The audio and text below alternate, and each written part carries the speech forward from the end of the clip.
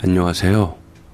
저는 초년 결혼 실패하고 사별하여 머수마 둘 딸린 호라비가 된 친정오빠 친구와 뒤늦게 결혼해 제2의 인생을 살던 64세 김미숙이라는 여자입니다. 단 몇 줄만으로 저를 박복한 여자로 보시겠지만 그래도 제 나름대로는 행복한 인생을 살았어요. 한창 예쁜 시절에 첫사랑과 결혼해 알콩달콩 꽃밭 논일듯이 살았거든요. 그러나 부부간의 정이 이렇게 좋으니 삼신할머니가 꼴 사나우셨는가 애가 안 들었었어요. 친정에서 임신에 좋다는 보약이며 음식 철철히 해먹이고 아들만 5 낳았다는 아주머니 속 고쟁이까지 얻어다 입혀도 이상하게 저에게는 애가 생길 기미조차 없었어요. 결국에는 남편의 부탁에 언젠간 생기겠지 지켜보던 시어머니까지 못 참고 나서서 나 허리 아픈데 침 맞으러 가는 김에 같이 가서 진맥이라도 받아보자 하시며 눈치를 주셔서 저도 마지못해 따라갔거든요. 그런데 아무 이상이 없답니다. 한방이고 양이고 다 제 몸에 이상이 있는 것은 아니랍니다. 이 소리를 들은 남편이 자기 때문인가 걱정이 되어 몰래 병원에 가서 검사를 해본 모양인데 남편도 아무 이상이 없었다고 해요. 그러니 귀신이 고칼 노릇이죠. 그러니 마음속으로 우리가 맺어져서는 안 될 사이인가 보다. 남편은 아무 문제 없다고 하니 내가 물러나 줘야겠다는 생각이 들었어요. 조금이라도 젊고 건강할 때 새 여자를 만나야죠. 처음에는 부담을 주지 않으려고 하시던 양가 부모들도 시간이 갈수록 불안해하시며 무엇보다 당장 애 없으니 안 낳고 말지 하는 생각으로 버티는 게 능사가 아니라고 설득을 하셨어요. 우리 친정에서는 차라리 사위한테 문제가 있길 내심 바랐지만 이서방이 건강하다고 하니 지금이라도 물러나 주는 게 저를 위해서도 좋을 거라고 하셨는데 아이 없이 사는 이것이 지금은 아무 문제 없는 것 같아도 결국 언제 골마도 골마 터질 거라고 나중에 후회하지 말고 지금 기회를 주라고 하시더라고요. 저 역시 다른 남자를 만나면 아이가 생길지도 모를 일이라고요. 물론 시댁 어른들 역시 둘 다 문제가 없는데 애가 안 들어서는 거라면 뭔가가 있는 것이다. 영영 너희 부부만 살 거 아니면 생각해봐라 하시는데 남편은 결혼하기 전부터 애를 정말 갖고 싶어 했거든요. 결국 제가 난리를 치면서 이혼하자고 했어요. 이 사람만은 행복하게 해주고 싶었거든요. 전 남편은 입양을 하자 어쩌자고 했지만 당시에는 그게 흔하지도 않던 시절이었고 특히 이전까지는 가만히 지켜보시던 시부모님이 입양 이야기가 나오자 펄펄 뛰면서 건강한 아들을 두고 무슨 짓이냐며 차라리 갈라서라고 적극적으로 나오셨답니다. 심지어 몰래 저를 따로 불러서 그대로 밀고 나가라고 너희는 그냥 여자 남자로 그쳤어야 할 사이지 부부로서는 안 맞는 거라고 대못을 박으면서 얼굴을 붉히셨고 결국 7년 결혼 생활을 접었어요. 20대 초에서 이혼하니 30이 되었으니 전 남편도 30대 새 출발을 서둘러야 했고 선봐서 결혼한 남편은 바로 애아빠가 되었다는 소식을 들었을 때는 서운하기도 했지만 역시 내가 문제였구나 뜨끔도 했어요. 허송세월하며 친정에서 놀고 먹는 백수건달이 된 저는 뭐랄까 생의 의욕을 잃고 살았는데 식구들 중 아무도 저를 건드리지 않았거든요. 아무래도 마음의 상처가 있을 테니까 우리가 참고 봐주자 한 건데 조카들만 보면 눈물이 줄줄 나는 제가 주책이다 싶으면서도 멈춰지지가 않더라고요. 그때 생각해보니 저 역시도 애를 무척 원했던 거죠. 이렇게 꽤나 허송세월을 또 했어요. 이 상처도 사실 아주 잠깐이라 그런데 보기에는 그냥 아무 생각 없는 철없는 막내딸처럼 몸은 무척 편했거든요. 부모님도 그렇지만 오빠 부부가 신경을 많이 써주는데 특히 새언니가 성격이 무척 활달해요. 방구석에 늘어지게 자고 있으면 엉덩이 두드려서 깨우고는 저 좋아하는 호떡 봉지며 군고구마 봉지를 코에다 가져다 대며 방 밖으로 끄집어내요.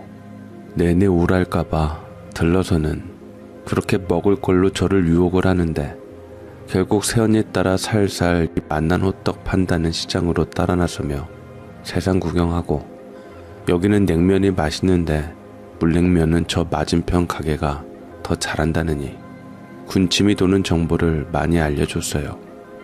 새언니는 저번에 아가씨가 잘 먹던 밤식빵을 여기서 샀는데 여기 아침 6시에 막 구운 식빵을 먹어봤다면 그 소리 쏙 들어갈 거다. 내가 맛있는 시간을 이미 지나친 식빵 먹고 난리치는 아가씨가 얼마나 불쌍했는가 모른다면서 그렇다고 내가 출근하는 남편의 자식 팽개치고 아가씨 식빵 사다 줄 만큼은 안 사랑하니까 먹고 싶으면 아침 6시 되기 전에 사부작 산책 겸 나와 사들고 가세요 했답니다. 그래서 제가 화장실에 갔다가 시계 보고 이 말이 떠올라 또 옷 집어들고 빵 사러 나가게 되었죠.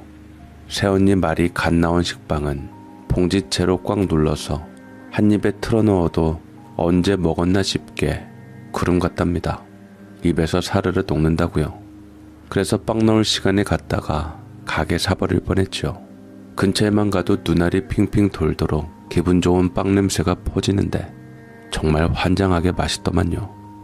그 자리에서 머리통만한 식빵 1개 호로록 하고 4개를 사서 가는 길에 한 통 또 먹고 안 먹은 척하며 이른 아침 드시는 부모님 앞에서 1개 또 먹고요. 그래서 이놈의 식빵 사려고 제가 일찍 일어나 산책 나가는 여자가 됐답니다. 이렇게 또 새언니가 저를 세상 밖으로 끄집어냈는데 방금 말씀드린 것은 빙산의 일각이고요. 이렇게 만난 것을 종류별로 사들이던 새언니 덕분에 애 못 낳아 이혼한 여자가 얼굴이 보름달 같아 감히 부잣집 맏며느리상이란 칭찬을 듣곤 했죠.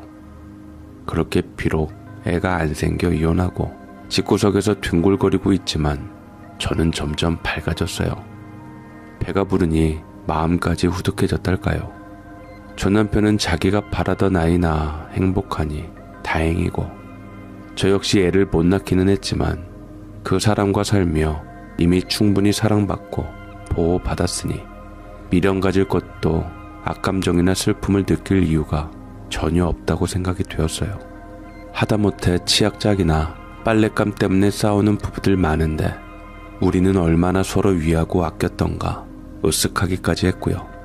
막판에 좀 차가워지긴 했지만 우리 시부모님 같은 분들도 없고 게다가 우리 새언니 정말 진국의 인간이 됐잖아요.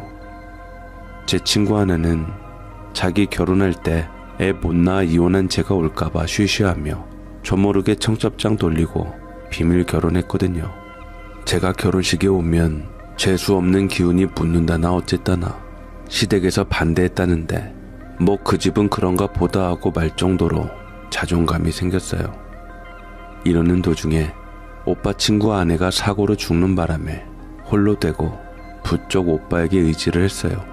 당장 처가에서 애들을 데려가려고 해서 곧 죽어도 내 아이입니다 하고 데려왔는데 저 어린 것들을 어떻게 해야 하냐부터 아내가 죽고 처가에 돈을 엄청 빼돌렸던 것이며 다른 남자들과 그렇고 그런 것을 알게 된 충격에 무척 괴로워했답니다. 물론 이 오빠는 제가 잘 아는 오빠 친구라 기웃거리며 안주를 축내었는데 듣다 보니 딱하기 그지없더라고요. 죽은 사람한테 이런 말 하는 건 예의가 아닌데 내가 알고 있던 사람이 맞나 싶게 막 살았어 이 여자. 결혼한 지 이제 10년이야. 그 사람은 35이고 나는 고작 39인데 꼭 수백 년 산 부부처럼 막 나갔더라고. 사실 내가 큰 집에 양자로 자란 건 너도 알지? 그분들이 자식이 없어서 나 태어나자마자 받아서 호적에 올리긴 했지만 내 진짜 아버지 어머니는 작은 엄마 작은 아빠야. 시골에서 농사 짓고 계시는데 장남인 나를 형님 부부에게 주셨고 거기 내 친동생들이 있어. 뭐 이 부분에 대해선 속일 것도 없어서 어릴 때부터 자연스럽게 알고 있었어. 나는 부모가 둘이다. 날 길러준 큰아버지 부부에 나 낳아준 시골 진짜 엄마 아빠라고. 그치, 혁수 너 나한테도 그랬어. 내가 부잣집 도련님이라고 부러워하니까 그러지 말라고. 부모 둘 챙겨야 한다고. 물론 큰아버지 부부에게도 감사하지만 커가면서 장남 내주고 돈 내놔라 안 하는 친부모님이 고마워서라도 잘해야 한다고. 너 결혼할 때도 이런 복잡한 가정사 이해해주는 재수씨에게 고맙다고 그랬잖아. 어지간한 여자라면 지레 도망갈 텐데 시부모 두 쌍을 견딘다고.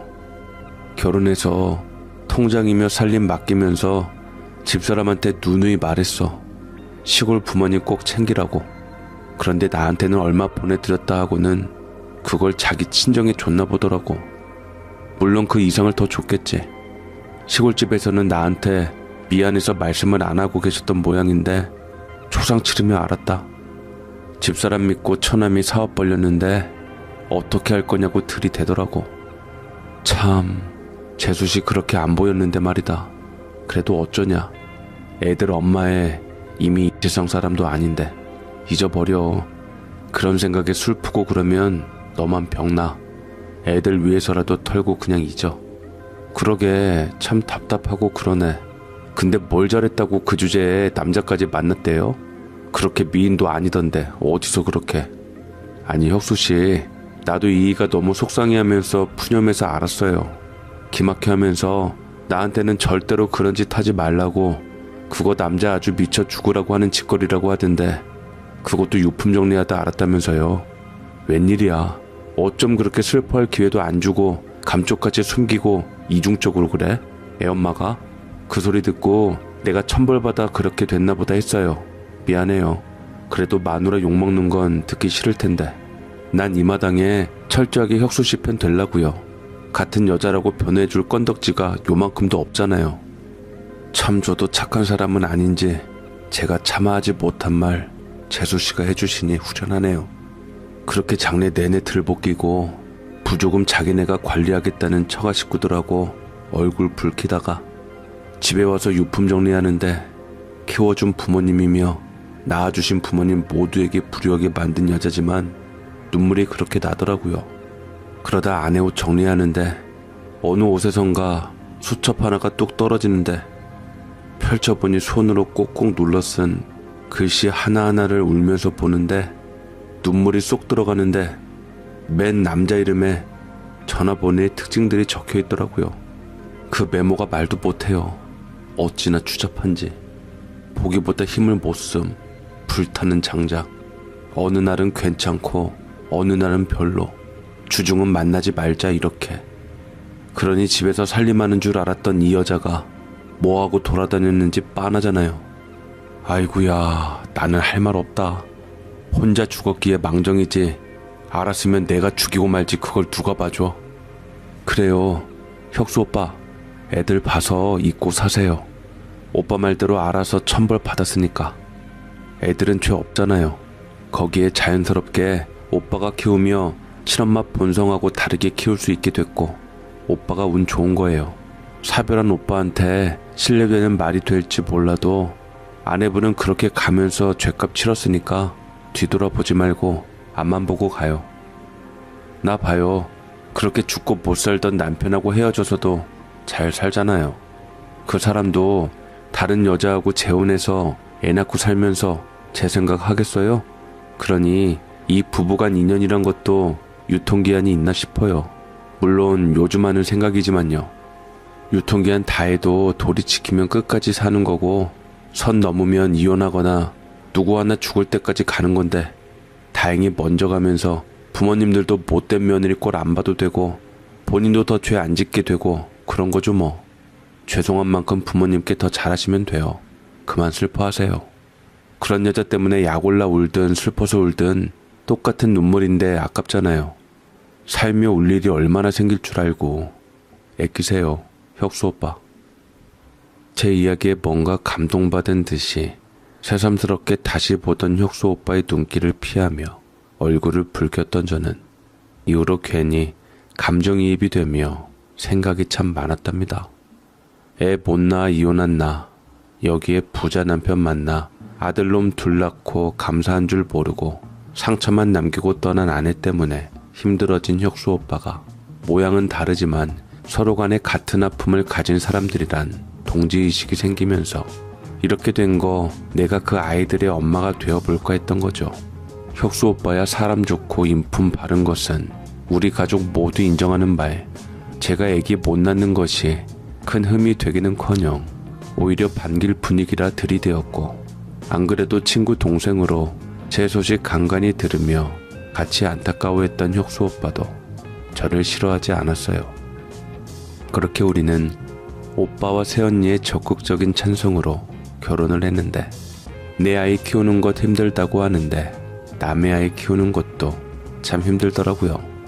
처음 애들 만난 게 초등학교 저학년 때였는데 어찌나 눈치가 빠삭하고 영악한지 보자마자 새엄마 될 사람이냐고 묻는데 말문이 막혔지요.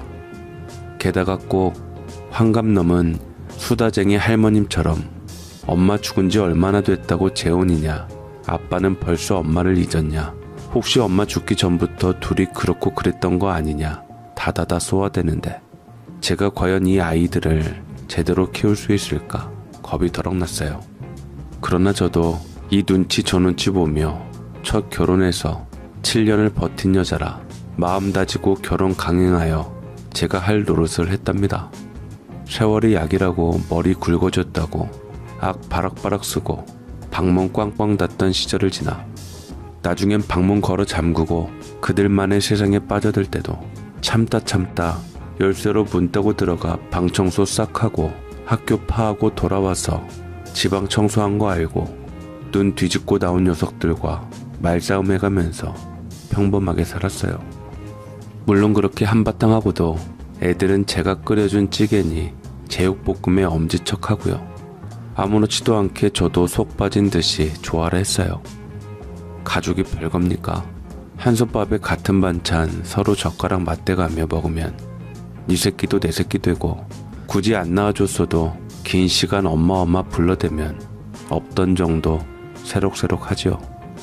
그렇게 저는 애들 중고등학교 때 도시락 싸들고 다니며 학교에서 학원 실어 나르고 번듯한 대학에 들려보내고, 남들처럼 군대 갈 때 영장 받은 날 식음을 전폐해가며 울고 불고 훈련소 따라가서 울고 2, 3주 후에 소포로 붙여진 애들 옷 붙들고 냄새 맡아가며 우는 극성엄마로 살았습니다. 시댁이며 시골에 치운 시부모도 이런 새엄마가 어딨냐며 저를 무척 대견했고요. 그래서 애들이 학교 졸업하고 지 아버지 사업 물려받는답시고 있는 회사에 정만 올려놓고 출근도 안 하고 있는 돈 없는 돈 빚내고 다니며 놀러 다니는 걸 알았을 때 충격이 이만저만이 아니었어요. 분명 제가 알던 두 아들은 전혀 이럴 기미가 없는 바른 애들이었는데 이상해도 너무 이상했죠. 남편이 아무리 타일러도 요지부동해. 더구나 결혼하겠다고 데려온 여자들은 하나같이 밤에 피는 장미들이었어요. 그때 남편과 저는 애들 친엄마가 생각나며 소름이 돋았지만 이미 늦었지요. 애들은 어느새 30대였고 우리들은 늙어 환갑을 바라보던 50대였거든요. 그러나 비극은 이게 끝이 아니었어요. 애들 때문에 충격을 받았는지 아니면 진작부터 병쇠가 있었는지 남편이 간암 판정을 받았거든요. 크지는 않지만 딱 혈관이 지나가는 쪽에 있어서 수술하기도 까다로운 데다 순식간에 퍼져나가기 좋아서 이식밖에 답이 없다는데, 오늘날 세상 쉬운 간이식이라고 해도 어디 가서 사람의 생간을 찾겠어요. 한숨이 늘어지는데 아들놈들이 무릎을 꿇고 서로 자기가 주겠다고 나서는데 그래도 역시 우리 애들밖에 없구나 했거든요. 간이식 받으셔야 한다면서요. 제가 드릴게요. 물론 술을 좀 마시기는 했지만 이제부터 안 마시면 되는 거고, 생판 모르는 남의 간 받느니 제 거 받으세요.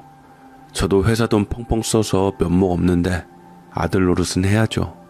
아니지, 이왕이면 한 살이라도 젊은 간 받아야 좋지 않아요? 죄송해요 아버지. 우리가 속 썩여서 병 걸리신 거 맞죠? 아니 맘 잡고 다니려고 했는데 일단 낙하산이라고 자꾸 직원들이 눈치 주고 임원 아저씨들은 눈 부릅뜨고 막 굴리는데 짜증난다고요. 이럴 바엔 뭐하러 아버지 회사 다니냐고. 큰데 들어가 눈칫밥 먹는 게 낫지. 뭐 대단한 회사도 아니면서 무슨 사장 아들들을 거짓 발사계로 알고 암튼 그래서 엇나갔다가 재미를 붙여서 죄송해요 아버지. 이왕이면 제 거 가져가세요. 내가 형보다 더 속 썩였잖아. 이제라도 아들 노릇하게 거절하지 마시고 받으세요. 아버지가 계셔야 우리도 하던 대로 살죠. 됐다. 내가 그냥 죽고 말지 자식놈한테 간 안 받는다. 더구나 그렇게 나 살려내고 얼마나 회사 돈 우려가려고. 너희 그렇게 이름만 올리고 월급 받아가는 거 걸리면 끝이야. 불법이라고. 그동안 내버려 뒀던 것은 니들이 그렇다고 회사 나오면 그것대로 또 믿을 수 없어서야. 인명은 제천이라고 주어진 명대로 살다 갈 거다. 막말로 네 엄마한테 미안하지 너희 생각해서 더 살 생각 조금도 없어. 죽은 엄마요? 아니면 지금 엄마요?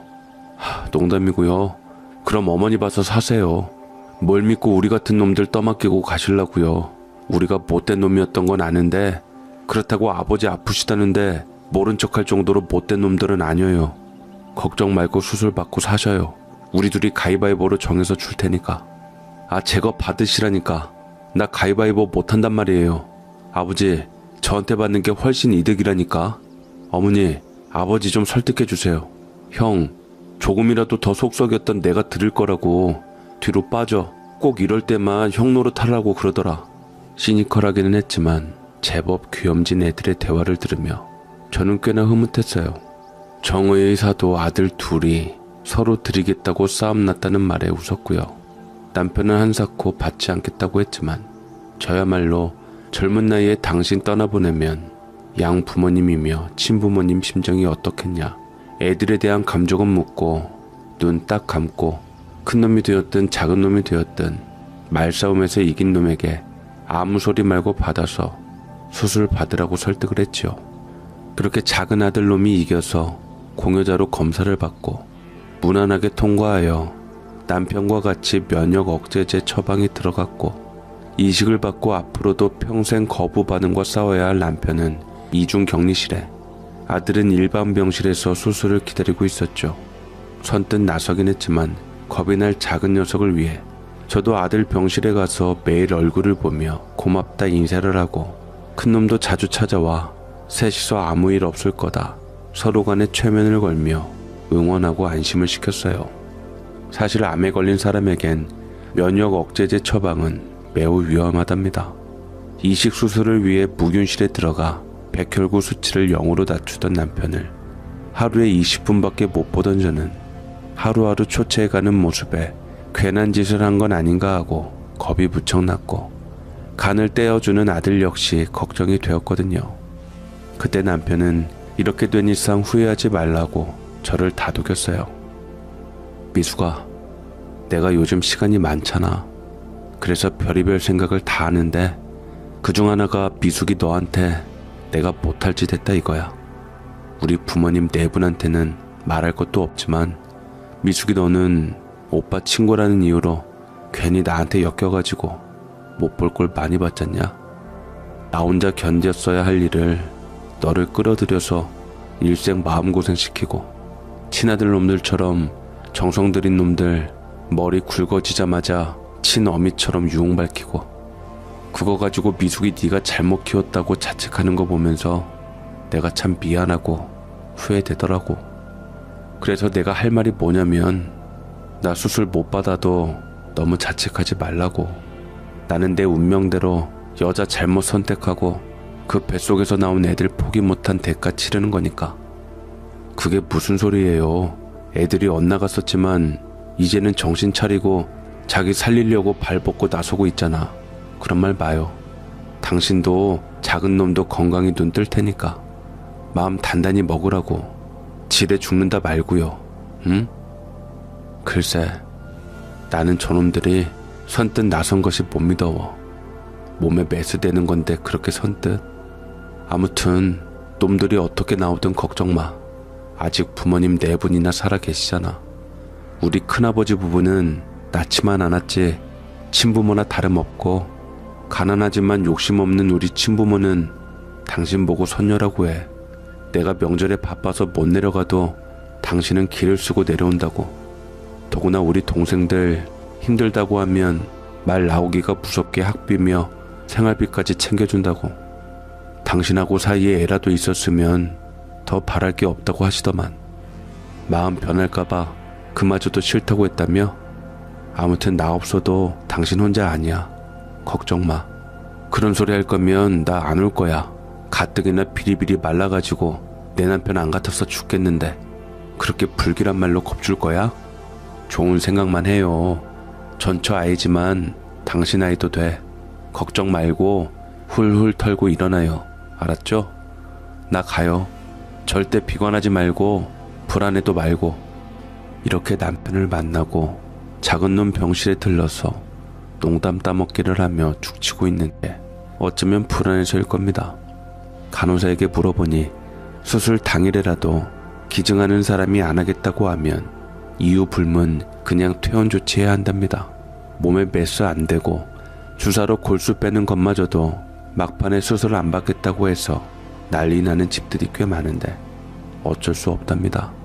칼자루를 그쪽에서 쥐고 있는 이상 의료진이 싫다는 사람 억지로 눕힐 수는 없다고요. 평소 아들들의 행실로 보건대 충분히 그러고도 남을 녀석인지라 불안하지만 그래도 나에게 주는 것도 아니고 친아버지인데 설마 도중에 마음을 바꾸겠나 믿는 마음으로 병실에서 같이 농담 따먹게 하며 긴장을 풀어주었죠. 그러나 결국 수술 당일 간 떼어주겠다던 작은 아들이 간밤에 도망가고 심지어 큰놈에게 전화를 하니 연락이 안 되었어요. 틀림없이 제 전화를 피하는 것이 분명했죠. 아버지 수술날인 거 뻔히 아는 애가 전화를 꺼놓을 리 없었거든요. 아들 두 놈이 동시에 도망가는 바람에 부랴부랴 제가 적합 검사를 하고 바로 면역 억제제를 투여받으며 3일 후 남편에게 이식을 해주려고 준비하던 도중에 이를 알아채기라도 한 듯이 남편 상태가 악화되더니 결국 세상을 떴어요. 아들놈들이 도망가고 3일 만에 남편이 죽었다는 소식을 친정오빠에게 들은 저는 저 역시도 위험하니 사람 많은 곳은 안 된다고 말리는 간호사들을 뿌리치고 장례식장으로 가 통곡을 했답니다. 그 치떨리는 상황을 누가 이해할까 모르겠어요. 애초에 그놈들을 믿지를 말 것을. 차라리 처음부터 무슨 소리냐며 쳐내고 내 간을 내어줄 것을 후회했지만 돌이킬 수가 없어 가슴을 쥐어뜯으며 목을 놓아 울어댔습니다. 그렇게 남편이 죽자 그놈들의 본색이 제대로 드러났죠. 문상원 회사 직원들이 그러는데 남편 죽었다는 소식을 듣고 회사 인사과로 들이닥쳐서 임원을 비롯한 직원 명단부터 뽑으라고 했답니다. 남편을 그렇게 죽게 하고 회사 접수하려고 수를 썼던 거죠. 그놈들은 그렇게 승리에 취해 발인 전날에 와서는 뻔뻔스럽게 너무 겁이 나서 도저히 수술할 엄두가 안 났다고 했답니다. 어차피 아버지도 죽어도 자식들한테 안 받는다 했으니 그 말 들어드린 거 아니냐면서 남편이 자기에게 간을 받았어도 어차피 오래 못 살았을 거라고 하더라고요. 그러니 슬퍼하지 말라면서 저보고 지금 얼마 있냐 묻더라고요. 그래 가지고 있는 통장을 보니 1,000 얼마가 들어있는데 그럼 그거 가지고 장례비 좀 내시랍니다. 유산 처리해야 하는데 지금 남편 통장에서 목돈 빼면 안 된다고 하면서요. 그래서 제가 발인하며 계산을 하니 10만 얼마 달랑 남는데 장지까지 가는 버스에 안 타고 저에게 관 묻으면 우리 친정으로 가랍디다. 아버지 가셨으니 이제 자기네하고는 아무 상관없는 사람이니 거기가 제 집이라면서요. 그러고는 선산으로도 안 가고 둘이서 또 각각 여자 하나씩 타 있는 차를 타고 어디론가 갔습니다. 이 순간 10만원 통장 쥐어주고 쫓겨난 저도 저지만 남편이 너무 불쌍해서 눈물이 났네요. 분노도 이미 작은 놈이 도망간 당일 화르르 타올랐지. 내가 간 떼어주려고 나선 이후로는 남편 걱정하느라 저놈들 생각은 안 났어요.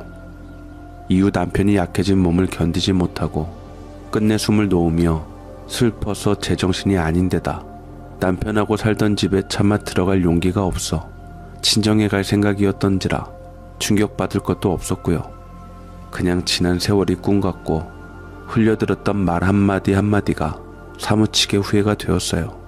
남편은 전처가 그 요란을 떨다 갔음에도 그 자식들을 남들이 부러워할 간판 가진 놈으로 잘 키워놓았는데 결국 그놈들이 자기 친어머니처럼 제 아버지를 통수치고 죽게 하고 예의상 슬퍼하지도 않고 막 나가는 꼴을 보며 시골 어머니 말씀대로 내가 애 하나 낳을 걸 그랬으면 오롯이 슬퍼하는 자식 하나쯤은 있었을 텐데 하고 후회가 되더라고요.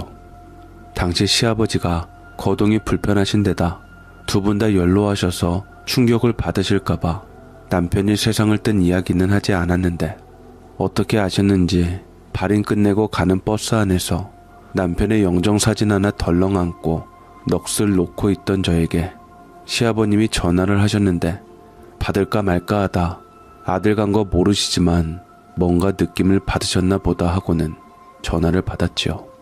아가 어디냐? 발인 마치고 올라오는 길이지? 집에 가기 전에 이리로 건너오너라. 예? 아버님 어떻게 하셨어요? 놀라실까봐 말씀 안 드리려고 했는데 죄송해요. 제가 못나서 그 일을 못 지켰어요. 네 탓이라고 할 사람 아무도 없어. 혁수 그놈이 그 여자한테 낚인 이후부터 예견된 일이다. 그놈도 이렇게 될 거란 거 알면서 당해준 거다. 지 아들놈들이라. 그러나 너는 아니잖아. 그놈들이 너 기어이 쫓아냈다며. 혁수 그놈 여기까지 예견하고 있었다. 그놈 도망갈 줄 알면서도 네 인생에서 저놈들 몰아내려고 그 말 따른 거고 아무튼 도착하면 이리로 건너와. 해줄 말 많다. 그렇게 찾아가 시부모님들께 들은 말은 놀라웠습니다. 자식이지만 회사에 들어오면서부터 막 나가는 것을 본 남편은 결국 큰아버지, 그러니까 호적상 아버지가 일군 회사를 아무리 잘 운영한다 해도 자식이 저놈들인 이상 망하는 것이 시간 문제인 걸 알았답니다. 고민이 깊은 와중에 아마도 암으로 발전한 것 같고요. 입으로 무슨 말을 해도 이놈들은 죽은 전처처럼 겉다르고 속다르게 행동할 거란 걸 알고 있었어요. 그럼에도 왜 기증해 주겠다는 애들 말을 믿었냐 하면 간혈관에 암이 있는 이상 다른 곳으로 이미 퍼진 눈에 안 보이는 암세포가 자라는 마당에 언제 죽어도 죽을 목숨 아이들을 믿어보자는 마지막 발악이었답니다. 아이 없어 조카 데려다 키워주신 큰아버지 부부에게 정말 죄송하지만 마지막으로 자기 자식에게 기회를 주십사 했던 것인데 물론 사람 될 리 없는 그놈들로 인해 자기가 죽을 경우를 대비해 죽은 자기 대신 회사 지분을 모두 저에게 주시라고 부탁을 했답니다. 똑똑한 놈들이 헛발짚은 거지. 이 회사는 내 회사다. 내가 죽어야 유산으로 넘기지 아무리 조카라도 덜컥 맡겼겠냐? 안 그래도 너희 결혼하고 너 하는 게 이뻐서 너한테 지분 15% 넘겨준 참인데 그놈들이 기어이 1년 더 살 놈 그것도 못 살게 머리 굴려서 죽게 한 거 생각하면 치가 떨려. 혁수 그놈이 불효자 마지막 소원만은 들어달라고 하면서 미숙이 너 꼭 돌봐달라고 하더라. 그래서 내가 남은 회사 집은 너한테 다 넘기려고. 그놈들 지아버지 장례식장에도 안 가고 회사 들쑤신다는데 네가 알아서 한풀이 해. 그놈들 손자 아니니까 마음껏 원대로 휘둘러. 키워준 은혜도 모르고 날뛰는 괘씸한 것들 싹 해치워버려. 감사합니다. 남편만큼은 못하더라도 제가 들여다보며 챙길게요. 오야, 이미 임원들 통해 너희 부부 성실한 건 내가 익히터라 알고 있었어. 장지에 못 갔어도 전화기로 찍어 보여줘서 혁수 그놈 마지막 가는 길도 다 보고 있었고 너 우는데 나까지 가슴 찢어지더라. 그런 병에 걸린 것은 운명이지 하고 받아들여지는데 기어이 수술날 도망간 놈들 용서가 안 되나도.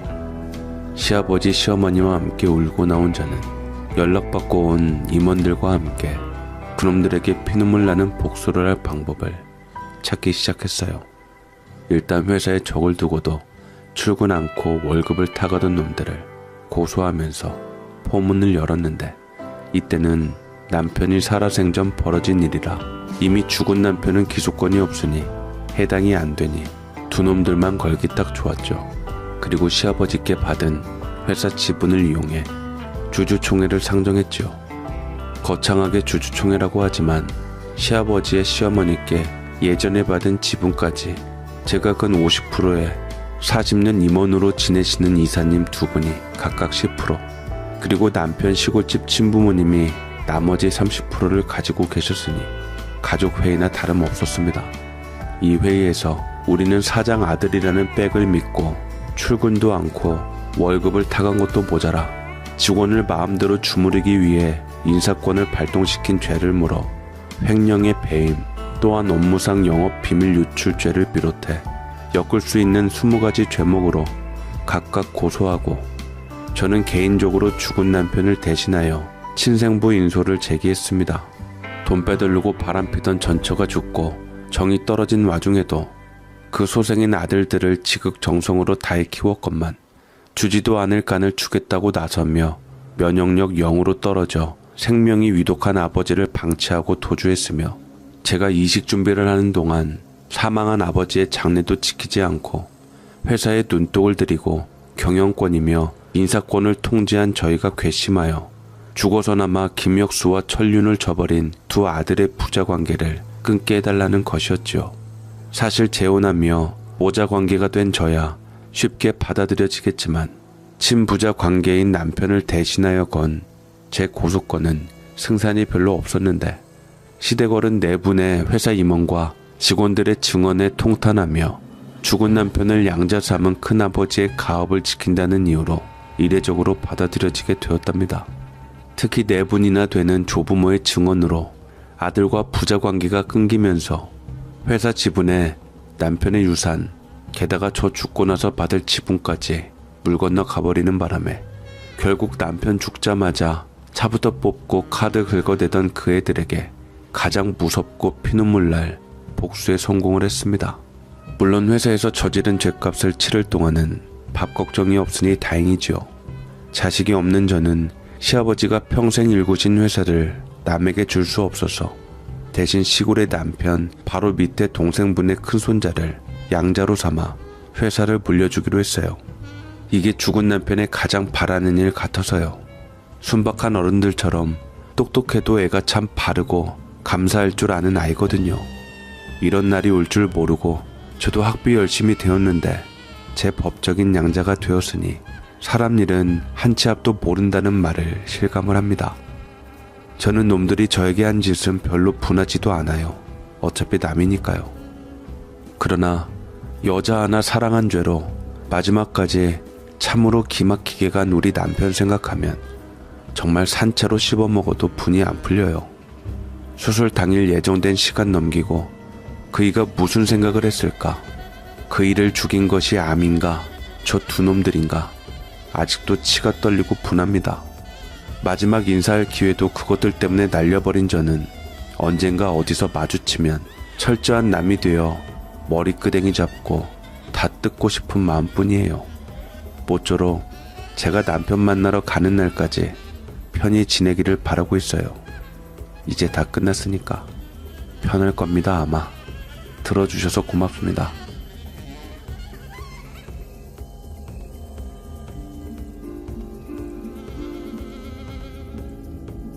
안녕하세요. 저는 30대 후반의 여자입니다. 저는 평범한 집안의 일남일녀로서 친오빠와 홀어머니와 함께 이 시간까지 살아왔던 사람입니다. 저희 어머니께서는 어릴 적 아버지와 이혼하시고 저희 남매를 키우느라 죽자 살자 노고를 한없이 기울이셨고 저에게는 가장 훌륭하고 어진 분이시죠. 정신 나간 아버지가 딴 여자에 홀려 맨몸으로 내쫓으려는 거 조광지처자리며 안방이며 다 내놓을 테니 우리 남매의 양육권만 달라고 애가 얼복거라며 위자료 한 푼 없이 쫓겨나 식당일부터 남의 집 일까지 덜어 다니며 저는 정신든 순간부터 어느 위인보다 어머니를 제일 존경하며 살았던 사람입니다. 저희 남매가 어긋날까 싶어 오빠와 제가 사춘기 시절 잠깐 친구들과 엇나갔을 때도 먹고 살기 힘든 와중에서도 뒤쫓아다니며 어르고 달래서 저와 오빠에게 깊은 엄마에 대한 사랑을 일깨워주며 정신 차리게 했죠. 오빠는 명문대 나와 장학생으로 유학까지 가서 지금 대기업 연구원에 있다가 사업가로 변모했고, 저 역시 대학을 졸업하자마자 7급 공무원 시험 준비를 해 그 어렵다던 7급 공무원을 합격하게 되었습니다. 제가 합격했다고 난리를 치며 엄마에게 자랑을 하자 엄마는 뜨거운 눈시울을 붉히며 자랑스럽다는 말을 아끼지 않으셨고, 무뚝뚝한 오빠 역시 저를 토닥였습니다. 아이고 장하다 내 딸. 애비 없이 별 볼 일 없는 엄마 밑에서 공부하느라 수고했다. 너 대학 다니면서 엄마 혼자 버는 거 안쓰럽다고 아르바이트하며 생활비 대고 장학금 받으며 공부하고, 내가 무슨 복이 이리 많아서 남편 복 없어도 자식 복은 이리 그득 있는지. 이제 네 앞가림 제대로 했으니 좋은 남자 만나서 얼른 결혼해 가정 꾸리며 잘 살면 엄만 더 이상 바라는 것이 없어. 그나저나 공무원 자리에 집안까지 굳이 쓸 이유는 뭐냐? 여자 혼자 떨어져 사는 것도 그렇고 차라리 그냥 이번에 포기하고 다음에 서울 쪽으로 다시 시험 보는 건 어때? 저는 공무원 경쟁률을 의식하느라 지금 부모님과 함께 살았던 집 근처에 응시 못하고 지방까지 들어가서 합격을 하게 되었는데요. 기뻐하는 엄마와는 다르게 오빠가 합격의 기쁨에 초를 쳤는데, 제 공무원 합격은 남몰래 숨어서 제 합격을 기도드린 엄마 덕이라 생각하고 매달 박봉인 공무원 월급에서 매달 50만 원씩 꼬박꼬박 엄마 용돈으로 붙여드렸고, 오빠는 워낙에 저보다 능력 있고 돈 많이 버는 사람이니 잔소리만 덜 들어도 숨이 트였죠. 처음에는 자취비다 뭐다 돈도 많이 들어갔지만 다행히 맘 맞는 동기와 반씩 부담에 살게 되어서 크게 힘들지는 않았네요. 그러던 가운데 근무하면서 간간히 선자리도 들어오고, 처음에는 몇 번 만나도 봤는데 크게 관심이 없어 스쳐 지나가다가 인연은 따로 있다고 같이 일하는 상사인 주사님 소개로 지금의 남편과 결혼을 하게 되었어요. 남편은 대대로 가족 사업을 하며 지내는 사람이었는데 말 그대로 똘똘 뭉친 가족 집안이었지만, 제가 발령받은 곳에선 제일 내로라 하는 돈 많은 집안이라며 소개받았던 터였습니다. 남편을 처음 만났던 기억이 나는데 첫 만남에 1시간이나 일찍 와서 저를 기다리며 무뚝뚝한 옷차림과 분위기를 자아내는 외모로 반겼는데, 막상 저를 만나니 얼굴이 귀까지 빨개지며 그에 어울리지 않는 질문을 하는 게 인상적이더라고요. 한참 차를 마시고 숫기 없이 제 대화주도로 이야기를 이어가다 불쑥 한마디를 꺼냈는데 참 그 질문이 골 때렸습니다. 저 궁금한 게 있는데 미정 씨는 혹시 결혼하고서도 공무원 계속 하실 생각인가요? 남들하고 경쟁해서 힘들게 시험 쳐서 들어왔는데 당연히 계속 하시겠죠? 글쎄요. 지금은 저도 아까워서 계속 근무할 생각이긴 한데, 동료 주사님들 얘기 들어보면 결혼하면 애 낳고 키우느라 다들 그만두고 싶어질 거라고 하더라고요. 저도 어렸을 때 어머니께서 일하시느라 제가 돌봄을 많이 못 받은 게 서운하기도 하고, 전 자식한테는 미안한 엄마는 되고 싶진 않거든요. 그 남자의 질문은 아무리 알고 만난 선짤이라고 하지만 결코 첫날에 첫 만남 때 나오기 쉽지 않는 질문이었기에 저 역시 솔직하게 대답했는데, 그 순간 남편의 얼굴이 싫은 티와 근심 어린 복잡한 표정이 교차하더니만 속내를 말했습니다. 사실 저는 여자도 직업을 가져야 하는 입장이라고 생각이 들어 계속 공무원 자리에 계셨으면 좋겠거든요. 안 그러면 괜히 취직한다고 오해받는 것도 싫을 것 같고, 여자가 집에서 퍼질러 있는 것보다 자기 개발하며 직업 있는 게 훨씬 멋있어 보이잖아요. 자녀 계획이 없다면 당연히 제 커리어를 위해서 그러는 게 좋다고 생각하는데, 전 애 낳으면 글쎄요. 제 아이보다 일이 더 소중하진 않을 것 같아서 뭐라 말씀드리기 어렵네요. 라고 다시 되받아치자 남자는 무거운 얼굴을 하며 깊이 생각하는 것 같았습니다. 보통 공무원이 여자 직업으로 좋은 이유가 정년이 보장되고 애 키우기 쉽게 칼퇴근하니 맞벌이로 딱이기에 선호하는 편이잖아요. 아마 이 남자도 아무리 돈이 많다 해도 불안하게 사업하는 사람이기에 저처럼 신용도 좋은 공직자 여자를 소개받고자 했을 거란 생각이 들었습니다. 그렇지 않아도 나중에 들은 이야기지만 얼굴도 모르는 시어머니 되실 분이 저희 주사님한테 꼭 공무원 며느리 얻고 싶다며 참한 여자 있으면 우리 아들 짝으로 소개시켜달라고 어찌나 졸라댔다던지. 근데 막상 제가 결혼하고 애 낳으면 당장 공무원 자리를 유지할지가 불투명하니 저는 그 남자와의 인연은 제가 솔직하기에 끝난 거라 생각했지만 의외로 며칠 있다가 다시 연락이 와서 저를 붙잡았고 저는 뜻밖의 순수해 보이는 그가 싫지 않았기에 몇 차례의 만남 끝에 빠른 속도로 결혼을 결정하게 되었습니다. 남편은 시부모님 되실 분들을 만나러 갈 때 고맙게도 일찌감치 예고는 해주더라고요. 나는 당신이 좋아서 당신이 어떤 생각을 갖고 있든 다 지지해 줄 수 있는 상태지만 우리 부모님 앞에서는 되도록 당신이 공무원인 것을 강조하고 지켰으면 하는 바람이야. 우리 어머니 평생 소원이 하나뿐인 아들한테 공무원 며느리나 교사 며느리 얻고 싶어하는 게 꿈이셨거든. 돌이켜보면 그때 그만둬야 했던 게 맞았습니다. 공무원인 제 직업 보고 들이댔구나 싶어 기분이 언짢았지만 생각보다 남편이 좋은 사람이고 나랑 잘 맞는 사람에다 집안 좋은 것도 무시 못했기에 저 역시 적당히 맞춰주기로 하고 이 남자와 결혼하기로 맘먹었습니다. 저 역시 7급까지 가는 게 순탄치는 않았기에 포기하는 게 아깝기도 했고 말이죠.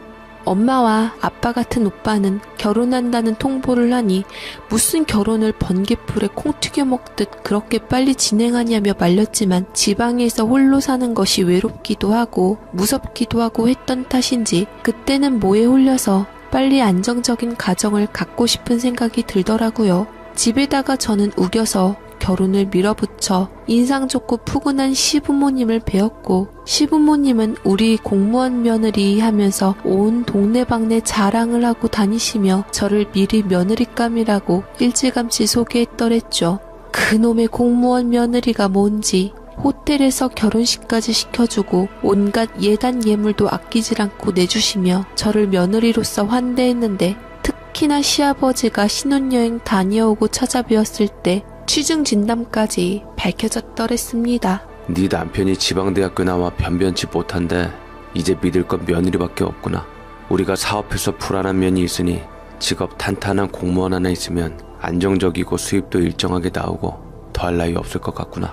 시아버지가 그리 말하자 시어머니가 옆구리를 푹 찌르며 제 눈치를 보며 이 인간이 별말을 다 한다며 한마디 하는데 뭐 짐작을 안 한 것은 아니었지만 기분이 좋지만은 않았습니다. 남편은 제 눈치를 계속 보며 그날 돌아가는 길에 제 비위를 맞춰주었지만 그게 하나도 달갑지 않고 그날 결국 부부싸움으로 티격태격하다 끝나게 되었죠. 남편과의 싸움까지 이루어지니 제가 그 말을 듣고 마음에 내내 걸렸고 답답한 마음에 간만에 시간 내어 남편한테 얘기 없이 훌쩍 친정 간 김에 제 안색을 보시며 걱정하는 저희 어머니께 털어놓고 말씀드렸더니 어머니께서는 한숨을 푹 쉬시면서 저를 어루만져 주셨고 오빠는 제 얘기를 듣다 한마디 던졌습니다. 그러게 내가 정서방은 좀 그런 것 같더라. 자기가 자수성가한 것도 아니고 부모 사업 이어받은 녀석이 솔직히 부모 아니면 그거 백수나 다름없는 거 아니냐? 나는 너 공무원 한다 했을 때 탄탄한 자기 직업 갖는 것도 중요하지만 더 좋은 데 시집가라고 더 기뻐한 것도 있었다. 그동안 네가 얼마나 집 위에 애써준 거 누구보다 잘 아는데 시집이라도 잘 가서 편히 살았으면 하는 바람이었는데 지금에 와서 이런 말 하면 뭐하겠냐. 마음이 안 좋다. 그러니까 여자 능력도 있는데 무슨 결혼을 그리 급하게 서둘러? 이래서 지방까지 보내면 안 되는 거였는데 애가 혼자 지방에 떨어져 사니 외로워서 아무나 만나 결혼한 거잖아요. 정서방 학벌도 없고 능력도 없고 기껏 지방에서 좀 사는 걸 갖고 어디다 명함을 내밀려고. 어머니와 오빠의 말 맞다나 지금 와서 이런 말 하면 뭐하겠냐 싶은 것이 맞았더랬습니다. 더욱이 신혼여행에서 다녀오고 결혼한 지 얼마 되지 않아 허니문 베이비로 아이가 빨리 들어서면서 저는 그야말로 어찌해야 할지 모르는 지경에 이르렀죠. 혼인신고를 최대한 밀어놓았는데 애 심장소리 듣고 모성애가 불끈 생겨버려 끝내 그날 멈칫했던 때 동사무소 가서 혼인신고를 하게 되었고 힘든 입덧을 참아가면서 근무를 해야만 했어요. 뭐 공무원들 육아휴직 이런 거 잘 돼 있다고 소문났지만 사실상 그것도 근무 부서마다 눈치 봐가며 쓰는 것은 일반 직장인이나 마찬가지긴 했거든요. 하지만 남편은 막상 제가 아이를 가져서 혼인신고까지 하니 이제는 잡은 물고기라 생각했던지 참나 아주 대놓고 본심을 드러내기 시작하더이다. 당신 말이야 바른 말이지. 그래도 일반 직장하고는 다르지. 일반 직장에서는 다 잘라서 다들 애 낳으면 주저앉고 경단녀 되고 그러는 거지만 공무원은 다르잖아. 돌아올 자리가 있다는 거. 그거 하나가 얼마나 좋은 거냐고. 당신이 정 힘들면 그만두는 것까진 말리진 못하겠지만 그래도 그 좋은 직장 갖고 취직해서 그만뒀단 소리 나올까봐 아까워서 그렇지. 부모님 말씀 틀린 거 하나도 없다니까. 그것을 시작으로 남편이 점차 변화되는 것이 보이기 시작하니 저도 그게 못마땅하게 여겨져 신뢰가 조금씩 무너지기 시작했네요. 저더러 말로는 마음대로 하랬지만 시댁 식구들과 남편은 만나기만 하면 공무원 그만두지 못하게끔 뉘앙스로 저를 가스라이팅했고 친정엄마에게 하소연하면 어두워지는 엄마 모습에 저는 꾹 참고 일을 다니며 일단 출산하고 육아휴직을 받기만을 기다리게 되었습니다. 허나 문제는 그날까지 제 몸이 못 버텨줬다는 겁니다. 그날따라 무척이나 어지럽고 힘이 들었는데 근무를 하다가 쓰러지고 말았고 저는 급하게 병원으로 옮겨졌네요. 정신을 들고 보니 시댁 식구들과 남편, 친정엄마, 간만에 본 오빠까지 있었고 의사 선생님이 한숨을 푹 쉬면서 말씀하시더라고요. 경부 길이가 많이 짧아져 있습니다. 체력도 많이 약하시고 빈혈기도 심하셔서 제가 볼 때는 일을 그만두시는 게 좋을 듯 싶습니다. 저는 모성 본능으로 하마터면 아이를 잃을 뻔한 위험에 몸이 오싹했고 눈물이 줄줄 흐르며 안심했습니다. 시부모님께서는 인자한 얼굴로 저를 다독이면서 의사가 가는 것을 끝까지 눈으로 확인하고는 이내 말했습니다. 아이고 우리 며느리 마음고생 많이 했나 보구나. 근데 의사들 하는 말들은 정말 최악의 상황 때나 말이라 도통 믿을 수가 없어. 더군다나 여기 같은 총구석 병원에는 말 다 했지. 겁주는 거니까 개의치 말고 안정이나 잘해라. 그나저나 육아휴직은 언제 받을 수 있다냐? 그게 생각보다 오래 걸리는데 얼른 휴직 받아야지 네가 쉬지. 우리 손주가 생각보다 강해서 버텨줄 테니 그거 나올 때까지만 좀만 더 버티거라. 아버님, 방금 저 아이를 잃을 뻔했다는 말까지 들었어요. 제가 육아휴직 못 받으면 이 상황에서도 지금 일을 해야 한다고 말씀하시는 거예요? 아이고 그게 무슨 소리냐. 안 싸던 오해하실라. 네가 뭔가 오해를 하고 있나 보구나. 그런 뜻이 아니라 저 공무원 그만둘 겁니다. 우리 아이 때문에. 우리 아이 지키려고 남편이랑 지금 살고 있는 거예요. 뱃속 아이 잃어서 후회하고 싶지 않아요. 일단 육아휴직은 저 출산할 때까지 기대도 못하는 상황이고요. 지금 아버님 말 맞다나 총구석이라 대체 인력도 없어요. 의사 선생님 말대로 저 쉴 겁니다. 이깟 공무원 저 하나도 미련 없어요. 제가 아이 때문에라도 울컥해서 훅 감정이 올라오자 친정엄마는 무슨 죄인인 마냥 자꾸만 시아버지한테 머리를 조아리며 굽신거리는데 저는 그게 참 싫었습니다. 시아버지 역시 제가 격앙되게 나오자 더 이상 체면치레고 뭐고 본심을 드러내더라고요. 아니 그 좋은 직장을 왜 그만두냐? 안 싸던 얘가 지금 뭐라는 겁니까? 너 공무원이라 하면 애도 좋고 남편도 좋고 막말로 내가 너 솔직히 별 볼 일 없는 거 그나마 공무원이니까 데려온 건데 그 볼 것 하나도 마저 없어지면 널 데리고 오는데 쓴 돈은 다 어쩌냐? 그러니까 아버님이 사업하시니까 불안한 마음에 공무원인 절 보험 삼아서 돈 써서 데려온 거 아니냐고요. 손주보다 그깟 안정적인 공무원 자리가 더 중하신 거예요? 죄송합니다만 저 아버지 보험으로 이 집에 시집 온 거 아니에요. 이럴 거면 저 더 이상 아버님 며느리 노릇 안 하겠습니다. 저는 진심으로 그 말을 툭 내뱉게 되었고 친정엄마는 행여 딸내미 이혼녀 만들까봐 저를 말리느라 정신이 없었습니다. 시아버지는 제 태도를 보며 더 이상 참지 못했겠다는 듯 우레통을 훅 쏟으며 난리난리를 부리셨지요. 그렇다면 당장 이혼해라. 나가. 손주고 뭐고 너같이 되먹지 못하네. 나도 며느리로 못 받아들인다. 그깟 공무원 하나로 유세 떨어져 그거 하나 보고 귀엽다 귀엽다 해주니 눈에 뵈는 것도 없고 지 멋대로 하려 하고 가족도 아니다. 넌 이혼하고서도 네가 어디 공무원을 그만두나 다니나 보자 라며 유감스럽게 자리를 떴습니다. 남편은 처음에는 이러지도 못하고 저러지도 못한 채 전전긍긍해하며 안절부절 못하더니 아버지가 당장 따라 나오란 소리에 찍소리도 못하고 제 편 한 번을 들어주질 못하고 허겁지겁 아버지 눈밖에 날까봐 따라 나섰지요. 모두가 한바탕 소란이 나며 떠나니 제 눈에 눈물이 핑 돌더라고요. 친정어머니가 그나마 제 맘을 안아주며 괜찮다고 위로해주는데 그 말도 제게는 큰 상처가 되었습니다. 아이 지키고 싶어하는 네 심정은 이해한다만 어차피 이혼한다면 너 공무원 그만두지도 못해. 아이를 위해서라도 먹고 살려면 네가 경제적으로 마땅한 게 있어야 하는데 그럴 바에는 차라리 남편 그늘에서 있는 게 너한테도 좋고 아이한테도 좋지 않겠니? 돌이켜보니 엄마 말이 틀린 것은 아니었어요. 흔히 이혼가정의 아이들이 그렇듯 저도 아빠 없이 자랐기 때문에 제 자식만큼은 안정적인 환경에서 자라게 하고 싶은 마음이 간절하기도 했고 저는 시댁에서 그리도 당당하게 이혼 소리를 내뱉고도 이혼할 수도 없었습니다. 공무원을 그만둘 수도 없었고요. 그러던 찰나에 다행히 제 자리를 대신해줄 사람이 나타나서 저는 드디어 육아휴직 결정을 받게 되었고 남편도 시댁도 정이 떨어진 나머지 저는 당분간 친척에서 머무르기로 했답니다. 하지만 그것 때문에 저도 남편과도 시댁과도 사이가 멀어지게 되었어요. 처음에는 다시 맘 잘 고쳐먹었다고 다독여준 남편은 제가 몸 상태 때문에 친정에 머무른다고 하자 처음에는 이해해주려고 애썼지만 정작 남편은 점차 연락이 소홀해지면서 아이 낳을 때까지 우리는 어느덧 전화 한 통을 하는 것마저 어색한 사이가 되고 말았습니다.